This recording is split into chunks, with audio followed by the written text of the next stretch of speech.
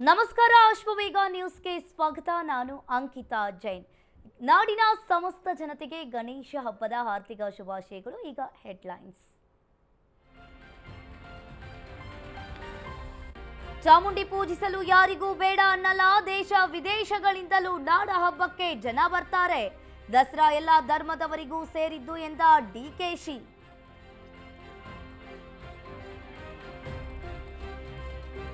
ಚಿನ್ನಯ್ಯಗೆ ಆಶ್ರಯ ಕೊಟ್ಟ ತಿಮ್ರೊಡ್ಡಿಗೆ ಟೆನ್ಷನ್, ವಿಚಾರಣೆಗಾಗಿ ಮಹೇಶ್ ಶೆಟ್ಟಿಗೆ ನೋಟಿಸ್ ಸಾಧ್ಯತೆ. ಮತ್ತೊಂದು ಕಡೆ ಮಾಸ್ಕ್ ಮ್ಯಾನ್ ಎನ್ಕ್ವೈರಿ.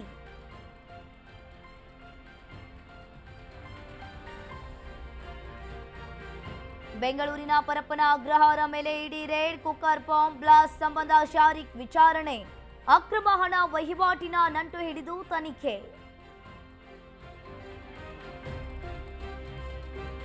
ಜಮ್ಮು ಕಾಶ್ಮೀರದಲ್ಲಿ ಮಳೆಯ ರೌದ್ರಾವತಾರ, ಮೇಘಸ್ಫೋಟ, ಭೂಕುಸಿತಕ್ಕೆ 31 ಜನರು ಬಲಿ. ಸ್ಥಳದಲ್ಲಿ ಎನ್ಡಿಆರ್ಎಫ್ನಿಂದ ರಕ್ಷಣಾ ಕಾರ್ಯಾಚರಣೆ.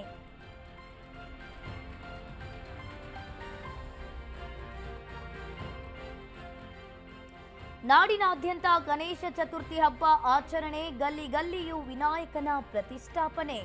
ಮುಂಬೈ, ನಾಗ್ಪುರದಲ್ಲೂ ವಿಘ್ನೇಶ್ವರನ ಆರಾಧನೆ.